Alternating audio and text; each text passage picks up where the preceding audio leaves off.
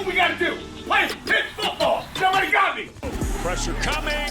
He will put it up for grabs, and it's intercepted. Pennock gets the pick. Welcome back to Pitt Beyond the Script alongside Pat Bostick. I'm Rob King of AT&T Sportsnet. Pat, before we look forward to Georgia Tech and kind of look at some of the things that went well for the Panthers and a look ahead to next season, let's look back at the Clemson game.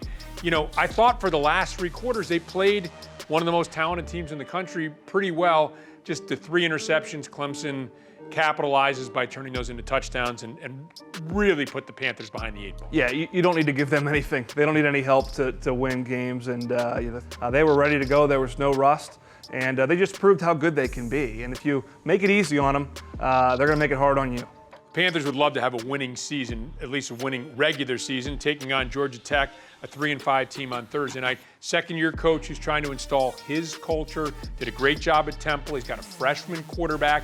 So this is a young team without, I think, much to lose, and is going to come in and looking to upset the Panthers. To the end zone, and it's a touchdown, Georgia Tech. Yeah, I mean, it's an interesting game. I think you have a lot of young guys on both sides of the ball. You know, you see a lot of young guys coming of age for the Panthers. You see a lot of young guys forced into duty for Georgia Tech that are, playing at a higher level later in the year than they did early in the year. And it's also going to be, I think these seniors, this is their last go. They'll have a little bit of a break, get a little bit fresh before playing this game, and I think they want to go out the right way. So there's a lot of things competing in this game in terms of emotion, and both teams want to put a win on their resume to end the year, and I think the Panthers certainly want to do that for their seniors. That fresh back is Knight. King fakes it to him, and he gets dumped immediately. You talk about the senior class, and whether it's Kenny Pickett or whether it's DeMar Hamlin, Patrick Jones, some guys that had great years, Kessman, the record-setting kicker. I mean, could name all the seniors, obviously.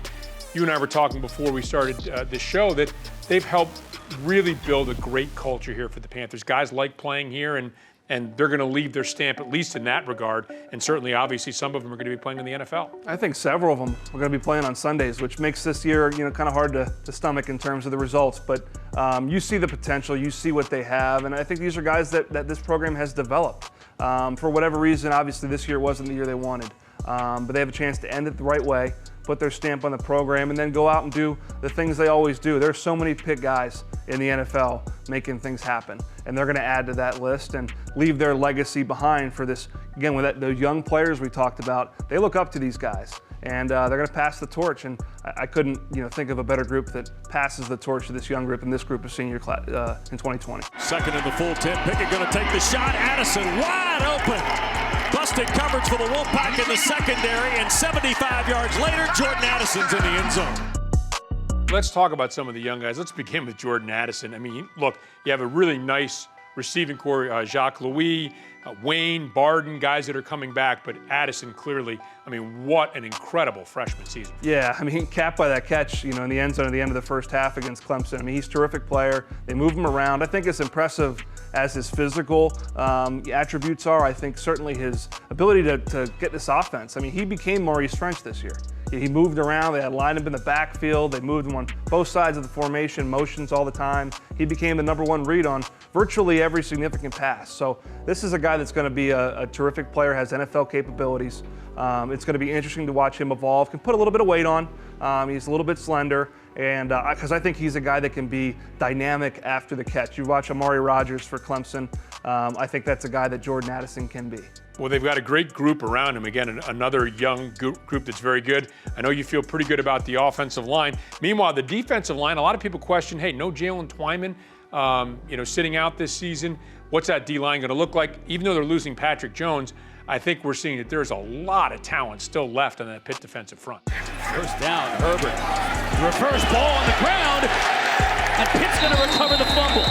Yeah, I mean, I think the world of Charlie Partridge, and not just because he was coaching here when I arrived as a freshman. I think he's one of the best defensive line coaches in the country, if not the best. Proof is Patrick Jones and Rashad Weaver. These guys are, first, second-round picks, whatever they're going to be. They're the next D linemen that are going to, leave their mark in the NFL, and then it's the next man up. So there's some young guys on this defensive line. Kalijah Cansey inside. Devin Danielson's played solid.